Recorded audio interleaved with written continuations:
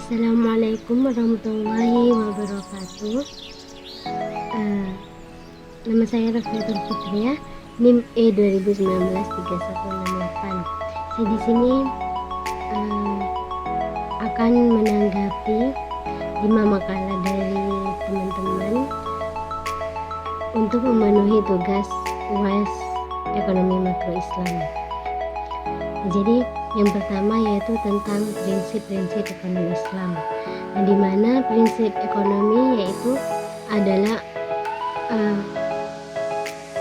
usaha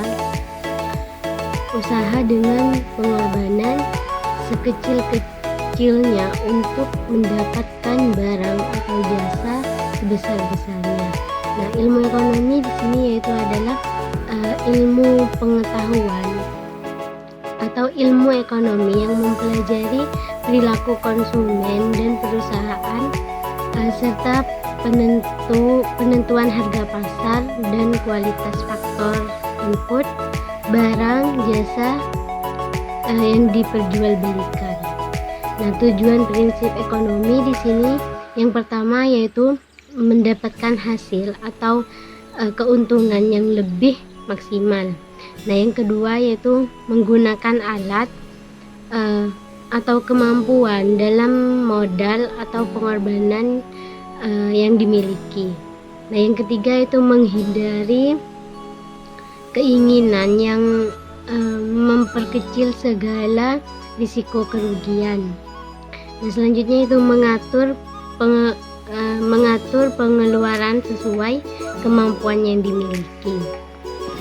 Nah, manfaat prinsip ekonomi di sini yaitu yang pertama itu mengoptimalkan sumber daya yang ada untuk memperoleh keuntungan yang maksimal.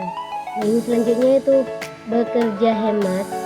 Yang selanjutnya mencapai tujuan dengan tepat waktu dan mencapai hasil kinerja yang terjamin dan juga hidup lebih maju dalam persaingan. Nah, yang kedua yaitu tentang kebijakan fiskal dalam ekonomi Islam. Nah, jadi kebijakan fiskal di sini merupakan tindakan pemerintah untuk pengeluaran pemerintah tersendiri.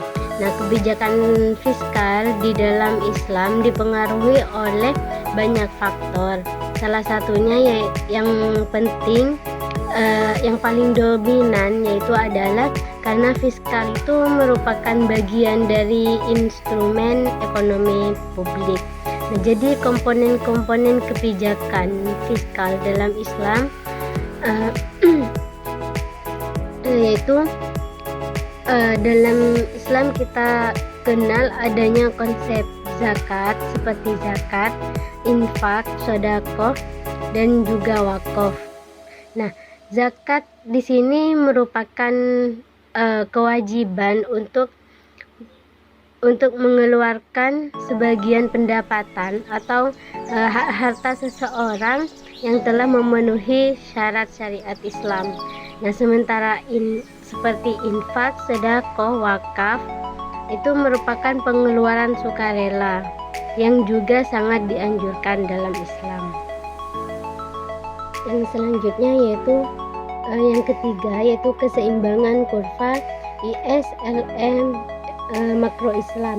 Nah, di sini keseimbangan kurva ISLM merupakan materi yang bisa dikatakan wajib dalam bahasa makroekonomi, di mana keseimbangan pasar barang dan kurva IS dalam kehidupan sehari-hari itu seperti belanja, minum kopi, membeli buku, mengisi bahan bakar, dan lain sebagainya.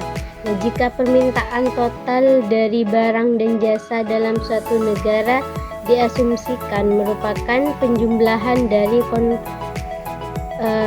konsumsi, investasi, dan pengeluaran pemerintah. Nah, jadi keseimbangan kurva ISLM makro Islam di sini dapat dirumuskan dengan Z sama dengan C ditambah I ditambah G. Yang selanjutnya yaitu tentang inflasi makroekonomi Islam. Nah, di mana inflasi merupakan proses kenaikan harga umum secara terus-menerus.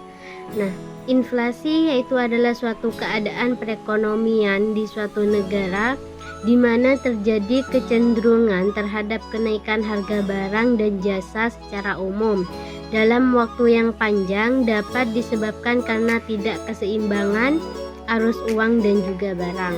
Nah, jenis-jenis inflasi, inflasi menurut sifatnya itu ada inflasi merayap atau ringan, ada inflasi sedang, ada inflasi berat, dan inflasi sangat berat. Nah, sedangkan menurut asalnya itu ada dalam negeri dan juga luar negeri. Yang terakhir yaitu adalah pengantar ekonomi makro Islam, di mana ekonomi Islam adalah ilmu ekonomi yang melandaskan atau berlandasan nilai-nilai Islam. Nah, menurut Muhammad Abdul Manam, ekonomi Islam adalah ilmu pengetahuan sosial yang mempelajari masalah-masalah ekonomi masyarakat yang diilhamkan atau diilhami oleh nilai-nilai Islam. Nah, konsep dasar ekonomi makro Islam di sini yaitu pengeluaran dan pendapatan negara, tingkat pengangguran dan inflasi, dan juga deflasi.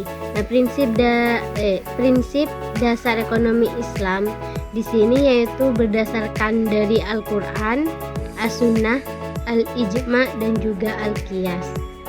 Nah, jadi perbedaannya ekonomi mikro dan juga makro di sini yaitu yang pertama, ekonomi mikro itu konsumsi individu. Jadi konsumsi yang dibutuhkan hanya sebatas individu perusahaan saja. Sedangkan ekonomi makro itu konsumsi negara. Nah, jadi konsumsi yang dibutuhkan itu untuk seluruh masyarakat atau seluruh negara tersebut. Mungkin itu saja, kurang lebihnya mohon maaf. Wassalamualaikum warahmatullahi wabarakatuh.